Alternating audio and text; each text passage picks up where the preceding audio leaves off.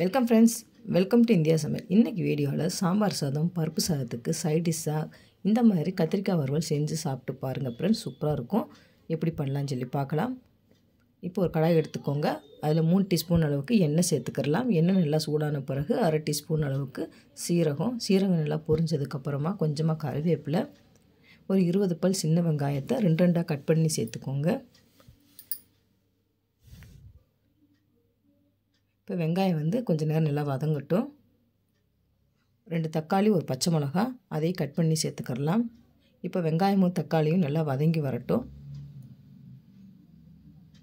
இப்போ பார்த்தீங்கன்னா வெங்காயம் தக்காளி நல்லா வதங்கிருச்சு.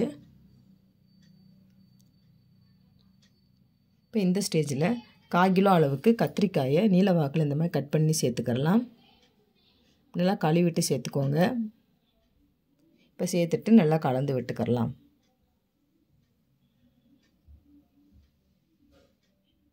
இப்போ தேவையான அளவுக்கு மசாலா பொருட்கள் சேர்த்துக்கலாம். 1 டீஸ்பூன் அளவுக்கு மல்லித்தூள், 1/2 டீஸ்பூன் அளவுக்கு மிளகாத்தூள், 1/4 டீஸ்பூன் அளவுக்கு கரம் மசாலா, 1/4 டீஸ்பூன் மஞ்சத்தூள், தேவையான அளவுக்கு உப்பு இப்போ சேர்த்துட்டு நல்லா கலந்து விட்டுக்கோங்க.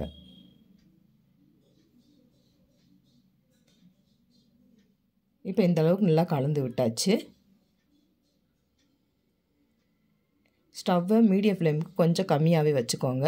இப்போ மூடி போட்டு கொஞ்சம் நேரம் நல்லா வேகட்டும். இப்போ பார்த்தீங்கன்னா ஓரளவுக்கு நல்லா வெந்து வந்திருக்கு. இப்போ நல்லா மிக்ஸ் பண்ணிவிட்டு மறுபடியும் நம்ம மூடி போட்டு கொஞ்சம் நேரம் வேக வச்சுக்கலாம். இப்போ பார்த்தீங்கன்னா ஒரு 1/2 வேக்காடுக்கு வெந்திருக்கு. நம்மளுக்கு இன்னும் கொஞ்சம் நல்லா வெந்து வரணும்னா கொஞ்சமாக தண்ணி தெளிச்சுக்கோங்க.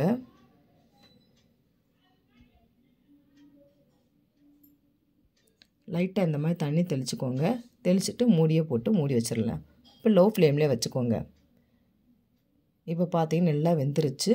மசாலாவும் அந்த கத்திரிக்காயோடு சேர்ந்து வந்திருக்கு. சூப்பரான கத்திரிக்காய் வறுவல் ரெடி ஆயிடுச்சு. இதை வேறு ஒரு பவுலில் நம்ம மாற்றிக்கிடலாம். நீங்களும் இந்த மாதிரி ட்ரை பண்ணி பாருங்கள் ஃப்ரெண்ட்ஸ். சூப்பராக இருக்கும். காரசாரமான கத்திரிக்காய் வறுவல் ட்ரை பண்ணி பார்த்துட்டு கமெண்ட் பண்ணுங்கள். உங்களுக்கு இந்த வீடியோ பிடிச்சிருந்துச்சுன்னா லைக் பண்ணுங்கள், ஷேர் பண்ணுங்கள், கமெண்ட் பண்ணுங்கள். உங்களை நான் வேறு அப்படியே சந்திக்கிறேன். பாய். தேங்க்ஸ் ஃபார் வாட்சிங்.